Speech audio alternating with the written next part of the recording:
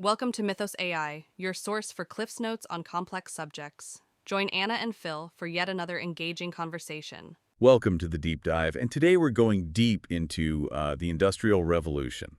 A period that reshaped the world as we know it. Absolutely, and you've provided an excerpt from the industrialrevolution.pdf. Yes, a great overview of this pivotal era. So let's dive in. What are we hoping to understand about this period? Well, it's about understanding the cascade of changes that led to the modern world. It's not just about the inventions. Right, we tend to picture factories and smokestacks. But it's so much more than that.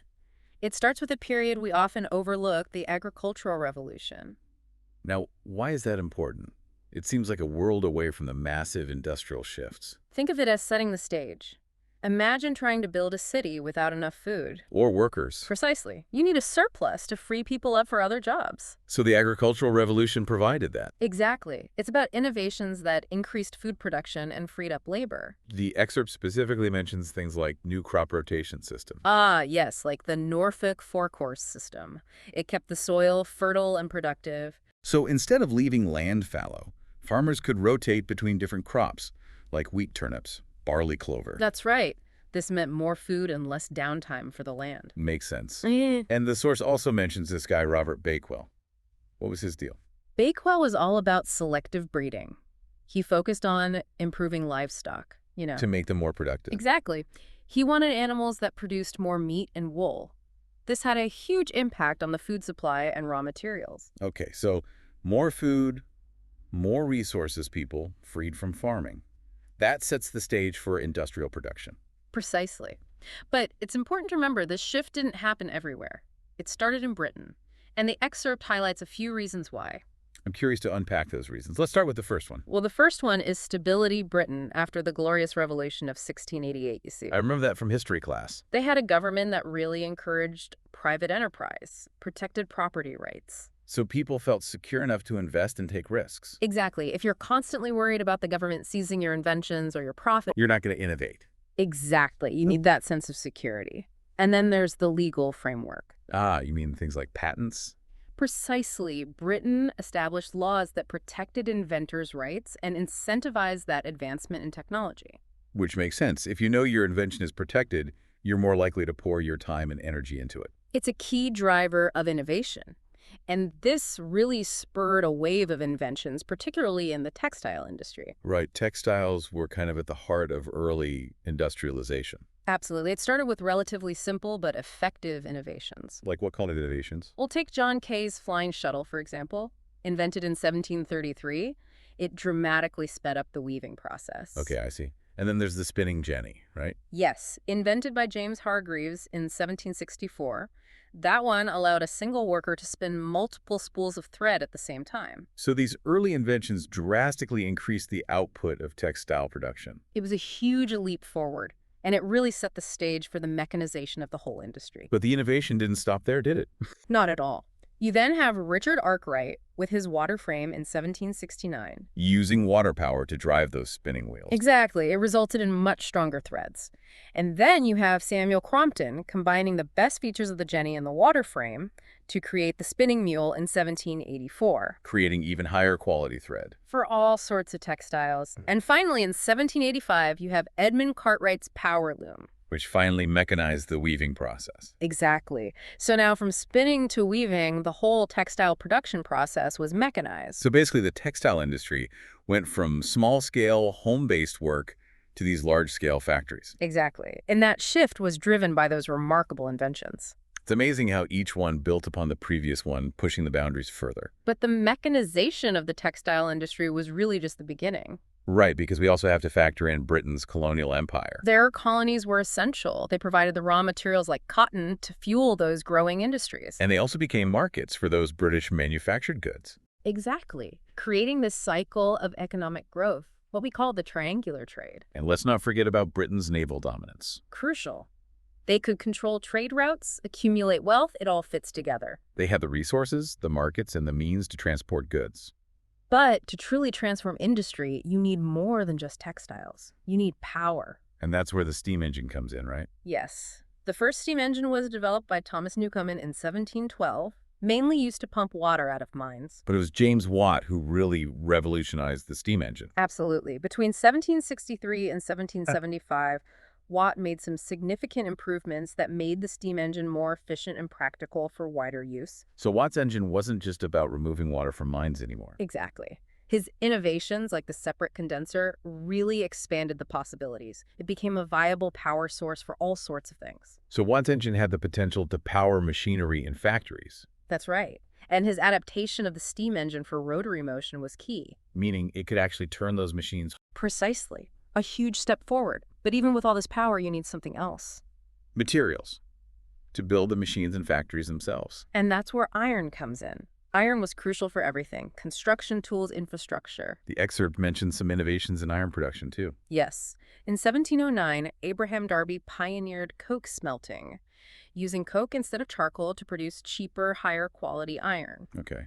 And then there was Henry Cort. Right. In 1784, Cort came up with the puddling process, refining that iron into wrought iron, which was much stronger, more malleable, perfect for all sorts of things. So just like with textiles and the steam engine, we see innovation leading to more efficient, cheaper production. Exactly. And to top it off, Cort introduced rolling mills. So you could mass produce iron bars and rails. It all came together to make iron readily available for those burgeoning industries. But wait, iron production itself needed power, right?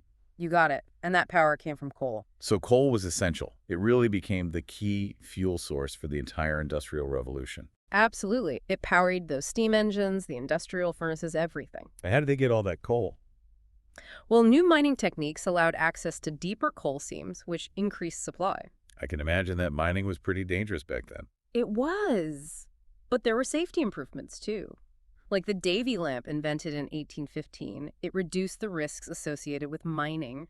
And as coal became more and more essential, the transportation infrastructure had to adapt. Exactly. Canals provided a cost-effective way to move those bulk goods, like coal and iron. But it was the railway that really revolutionized transportation during the Industrial Revolution. Absolutely. Early railways were pretty basic. They used wooden rails and horse-drawn carts. Not exactly the high-speed trains we think of today. Right. But gradually they transitioned to iron rails, which were much more durable. And then came the steam locomotives. Those are the iconic images we associate with the Industrial Revolution. Exactly. Pioneers like Richard Trevithick and George Stephenson developed these practical steam locomotives capable of pulling heavy loads. So this led to some major breakthroughs in rail transport. Absolutely. The Stockton and Darlington Railway opened in 1825, and it was a huge milestone. Why was that one so important? Well, it was the first public railway to use steam locomotives. It really demonstrated the potential of this new technology. I see. And then just a few years later. The Liverpool and Manchester Railway opened in 1830, and that one proved that railways could transport both passengers and freight efficiently. It must have been incredible to witness the speed and efficiency of those early railways. It was a revolution in transportation.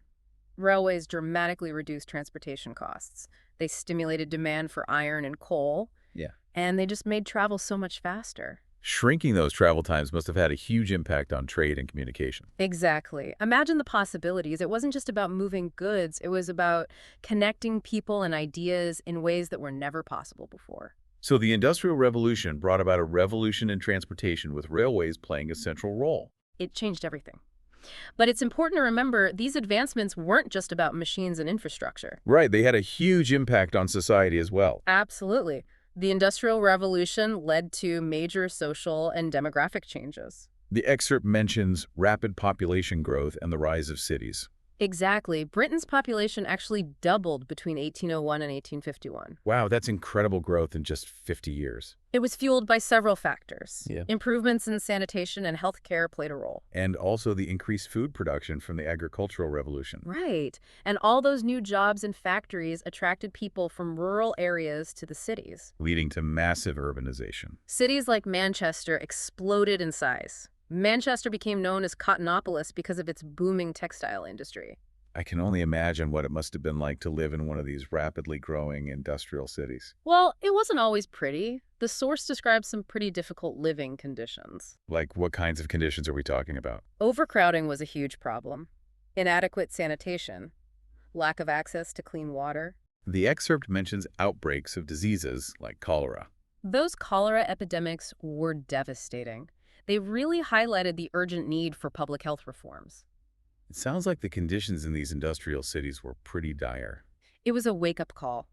The public health movement really gained momentum during this time. With people advocating for sanitation improvements and government intervention. Figures like Edwin Chadwick really pushed for change. He believed the government had a responsibility to improve the living conditions of its citizens. So the Industrial Revolution forced people to rethink their approach to public health and sanitation. It was a matter of life and death, and it led to some important reforms like the Public Health Act of 1848, which aimed to improve sanitation and public health. It's clear that the Industrial Revolution brought about many challenges. It was a period of immense change, but those changes weren't always positive. The working conditions in factories were often very harsh. The excerpt describes long hours, low wages, and dangerous environments, Workers often toiled for 12 to 16 hours a day, 6 days a week. with very little time for rest or leisure. And those wages were often barely enough to survive on. It's hard to imagine working under those conditions. Many families were so poor that they had to send their children to work to help make ends meet. Child labor was a particularly dark aspect of the Industrial Revolution. Children as young as 5 were working in factories and mines, operating heavy machinery, or working in dangerous, cramped conditions. The excerpt mentions the Luddites. Ah, yes, the Luddites. They were skilled artisans who felt threatened by the new machines. They saw these machines as taking away their jobs and livelihoods. So they protested by destroying the machines. It's often seen as an example of resistance to technology. But their actions were rooted in fear and desperation. They were trying to protect their way of life. It highlights the social and economic upheaval that came with the Industrial Revolution. People's lives were being turned upside down, but the workers weren't passive victims. They started organizing and demanding better treatment. That led to the rise of trade unions. Exactly. They fought for better wages, shorter hours, safer working conditions. Even though those early unions were illegal. They were the foundation of the labor movement. They paved the way for the rights that workers have today. The excerpt also mentions the Chartist movement. That was a working-class political movement that emerged in the 1830s. They wanted greater political equality for working people. What were some of their demands? They wanted things like universal male suffrage and secret ballots. They believed that political representation was essential for improving the lives of workers. It sounds like they were challenging the existing power structure. They didn't achieve all of their goals, but they raised awareness of those issues and pushed for change. So the Industrial Revolution was a catalyst for social and political reform. It forced people to confront those inequalities, and it led to some important legislative changes. Like what kind of changes? Well, starting in 1819, a series of factory acts were passed to regulate child labor and working hours. It was a gradual process. It took time, but those laws gradually improved conditions for workers. The excerpt specifically mentions the Mines Act of 1842. That one banned women and children from working underground. And then there was the 10 Hours Act of 1847, which limited working hours for women and young people to 10 hours a day. These were hard-won victories for the labor movement. They were. They marked a turning point in the recognition of worker rights.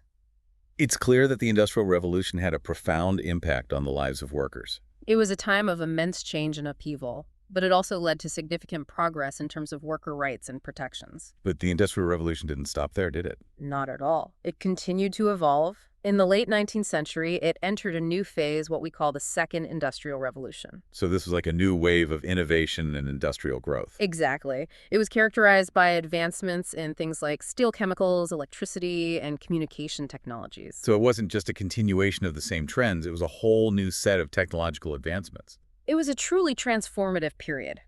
Let's start with steel. The Second Industrial Revolution saw some major innovations in steel production. Like what kind of innovations? Well, one of the most significant was the Bessemer process, invented in 1856 by Henry Bessemer. What did that process do? It revolutionized steelmaking. It involved blowing air through molten iron to remove impurities. Making it much cheaper and more efficient to produce steel on a large scale. Exactly. And then there was the open hearth process developed by Siemens Martin. Which offered even greater control over the steelmaking process. Right. It allowed for more precise control over the quality of the steel, and it also allowed for the recycling of scrap steel, which made it more sustainable. So these new processes made steel production more efficient, cheaper, and more sustainable. They transformed the industry, and steel, being stronger and more durable than iron, quickly became the material of choice for all sorts of things. Construction railroads, bridges, machinery. It fueled a whole new wave of industrial expansion. So steel was a game changer. And what about the chemical industry? What were some of the key developments there? The chemical industry really took off during the Second Industrial Revolution. What was that? Well, one of the key discoveries was the accidental discovery of Movane in 1856 by William Henry Perkin. Accidental discoveries are so interesting. It's amazing how many breakthroughs have come from accidents, and this one led to the development of the synthetic dye industry. Before that, dyes were expensive and often inconsistent. Exactly. They came from natural sources, but with synthetic dyes, the textile industry was transformed. They could produce a wider range of colors more reliably and more affordably. It was a huge shift. Yeah. But the impact of the chemical industry went far beyond just dyes. What else did they produce? They produced essential chemicals for all sorts of industrial processes, like sulfuric acid. And the source also mentions the Haber-Bosch process. Yes, developed in 1909. That one allowed for the synthesis of ammonia. What was so significant about that? Well, ammonia is a key ingredient in fertilizers. The Haber-Bosch process made it possible to produce fertilizers on a massive scale. So that had a major impact on agriculture. It revolutionized agriculture. It allowed farmers to increase crop yields significantly. Which was essential to feed a growing population. It was a game changer. But like many technological advancements, it also had a darker side. How so? The Haber-Bosch process also made it possible to mass-produce explosives. Which unfortunately contributed to the increasing lethality of warfare. It's a reminder that technological progress can have both positive and negative consequences. It's a double-edged sword. So we've talked about steel and chemicals. What about electricity? How did that transform industries and society? Electricity was another major game changer during the Second Industrial Revolution. It's hard to imagine life without electricity today. It's so fundamental to our lives. But back then, it was a revolutionary new technology.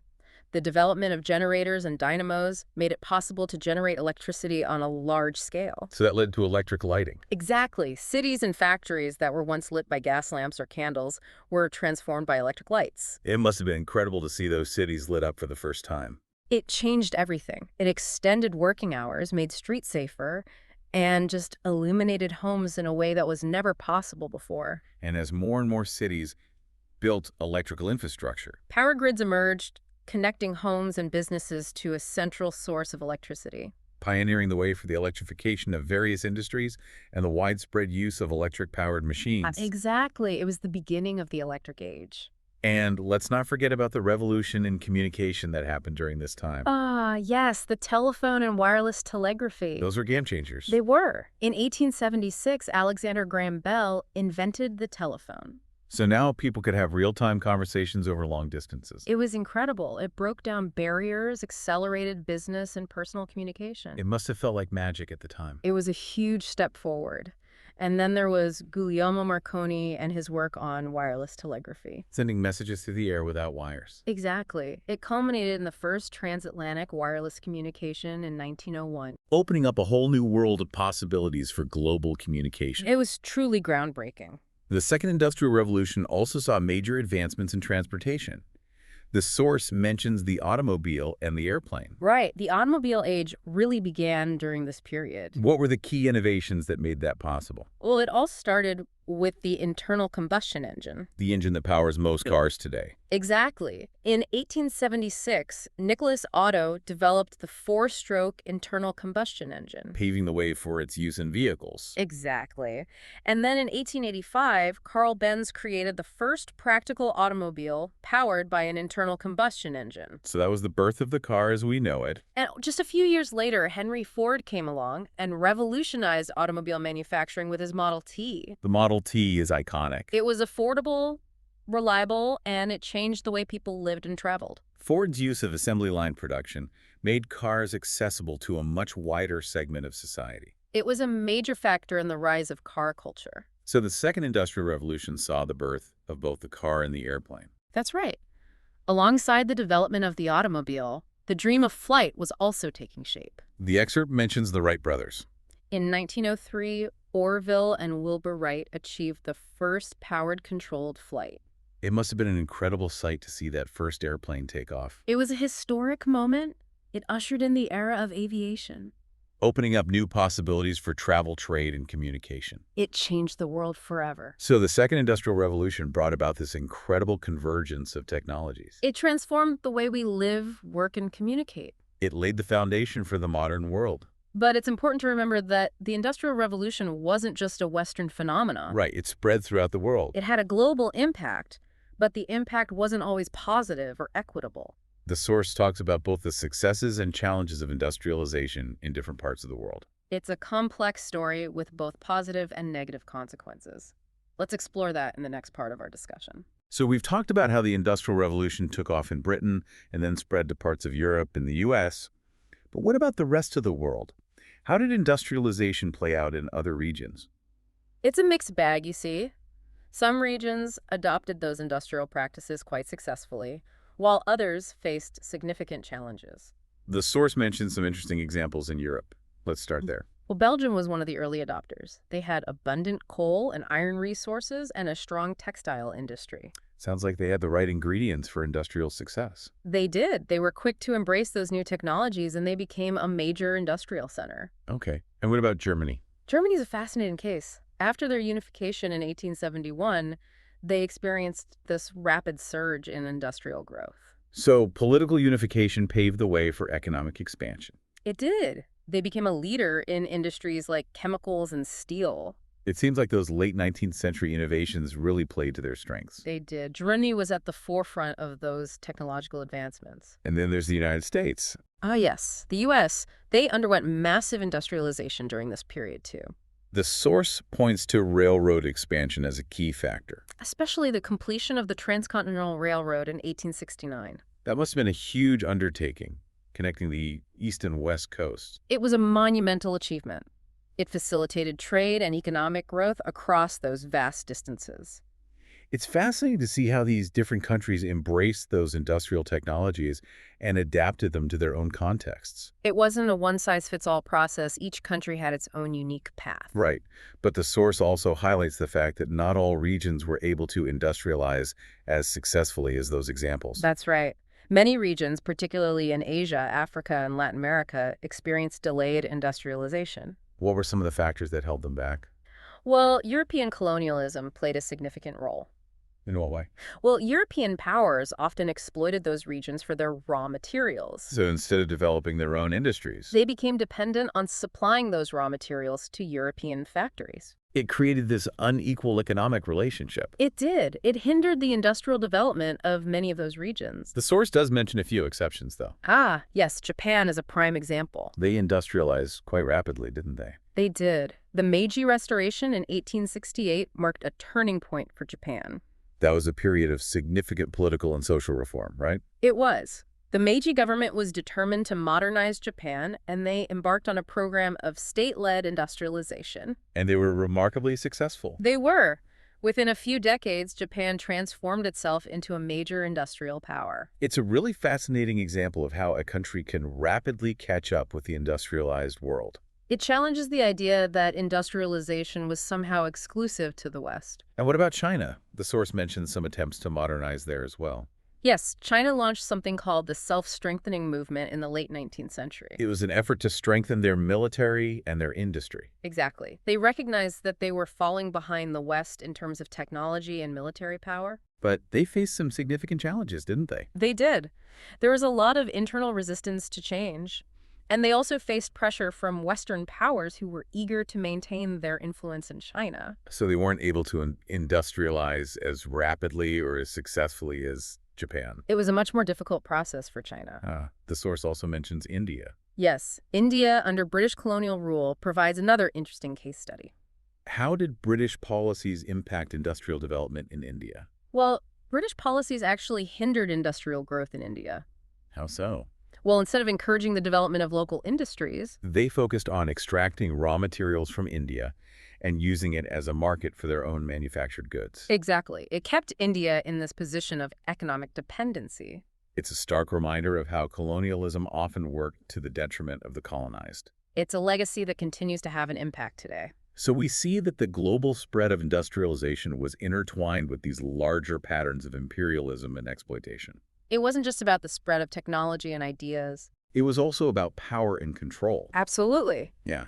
It shaped the global landscape in profound ways. And as we transition into the 20th century, it's clear that the Industrial Revolution had a profound impact on global politics and conflict. It changed the nature of warfare. The source mentions World War I as a prime example. The scale of destruction in World War I was unlike anything the world had ever seen. And those technological advancements from the Industrial Revolution played a huge role in that. Absolutely. Those mass-produced weapons, those industrialized economies, it all contributed to the unprecedented death toll. But it wasn't just about weaponry. The Industrial Revolution also shaped the way wars were fought. It was about logistics, supply chains, the ability to mobilize resources on a massive scale. Exactly. It was a new era of warfare. And the world had to grapple with the consequences of that. But it's important to note that the Industrial Revolution didn't just lead to destruction. Right. It also led to incredible advancements in other fields. Absolutely. The pursuit of technological progress continued throughout the 20th century. Leading to breakthroughs in medicine, communication, transportation, and countless other areas. It's hard to imagine what the world would be like today without those advancements. So the Industrial Revolution wasn't just a historical event. It was the catalyst for this ongoing process of technological innovation. It changed the way we think about progress, about what's possible. And it continues to shape our world today. But as we look back on this period, it's important to acknowledge both the positive and negative aspects of its legacy. It's a complex story with no easy answers. There's no doubt that the Industrial Revolution led to incredible advancements that improved the lives of millions of people. But it also came at a cost. There were social and environmental consequences that we're still dealing with today. We have to learn from those mistakes. We have to find a way to harness the power of technology while also mitigating its potential harms. It's a challenge that we continue to face. Absolutely. But by understanding the complexities of the Industrial Revolution, We can gain valuable insights into the forces that shape our world. and use those insights to create a more just and sustainable future. Well said. I think that's a perfect place to wrap up our deep dive into the Industrial Revolution. It's been a fascinating journey. It has. It's reminded us that history is not just a collection of facts and dates. It's a story of human ingenuity, resilience, and the constant struggle to create a better world. And by understanding the past, We can better navigate the challenges of the present. and build a more hopeful future for all. Thanks for listening to Mythos AI. Stay tuned for more concise insights. And remember to hit the like button and subscribe for future episodes.